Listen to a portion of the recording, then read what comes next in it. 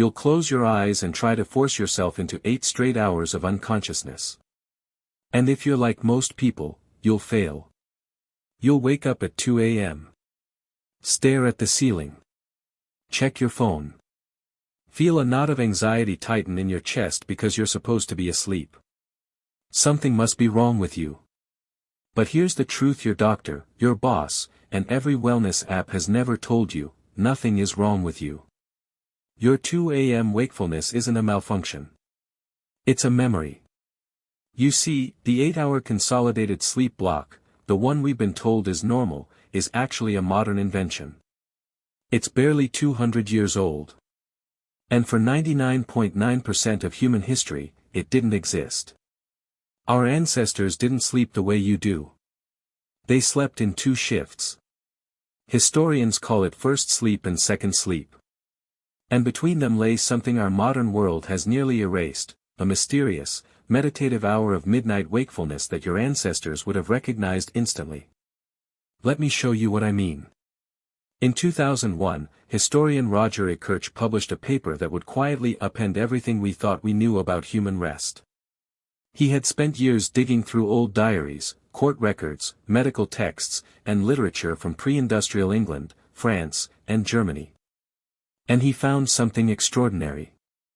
Again and again, across centuries and cultures, people described their sleep as happening in 2 distinct segments.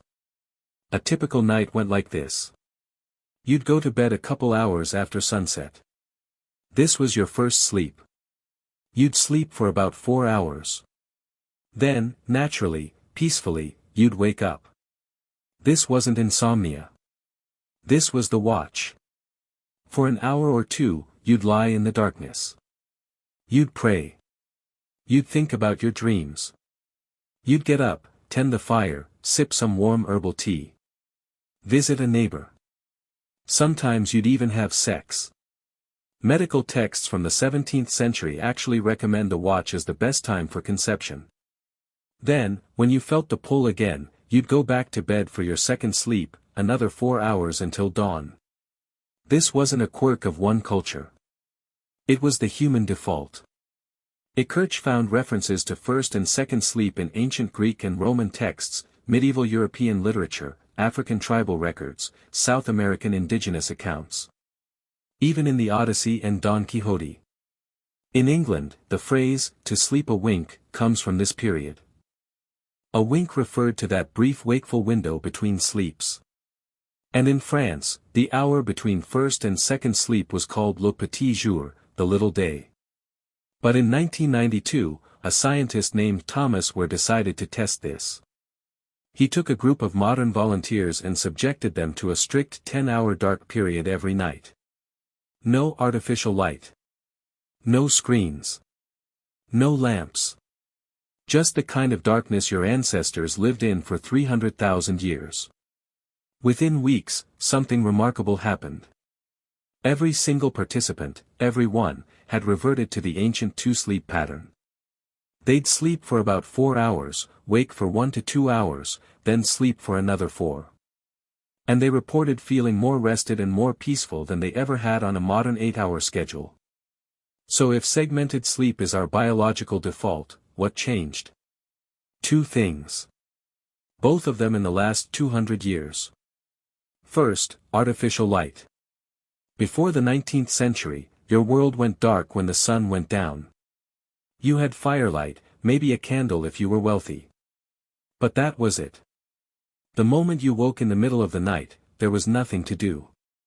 So you lay there, thought your thoughts, and eventually drifted back off. But then gas lighting arrived.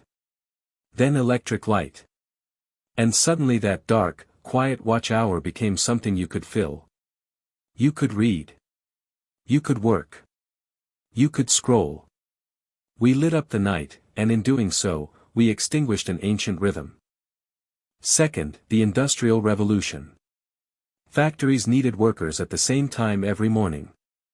Schools needed children in seats at 8 a.m. The modern world runs on synchronization. And a 2-phase sleep pattern. It doesn't fit neatly into a 9-to-5 schedule. So we declared it abnormal. We pathologized it. We named it Insomnia, and sold pills for it. But consider this, the word insomnia didn't even enter common usage until the late 19th century, right when electric light was spreading across the Western world. Coincidence? The data says no.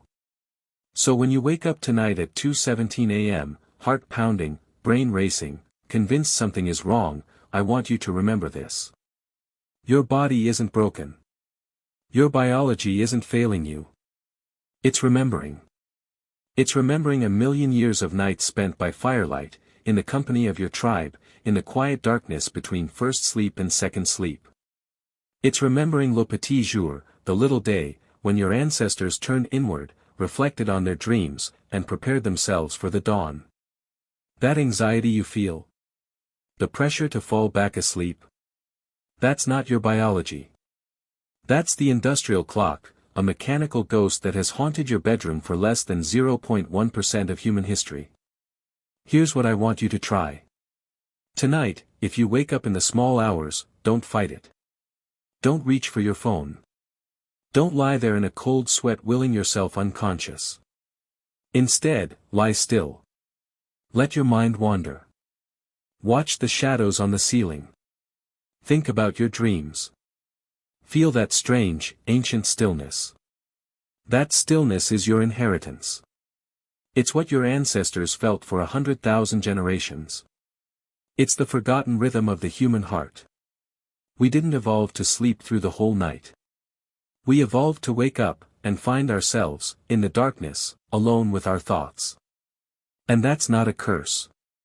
That's a gift you've been carrying your whole life. You just forgot you had it.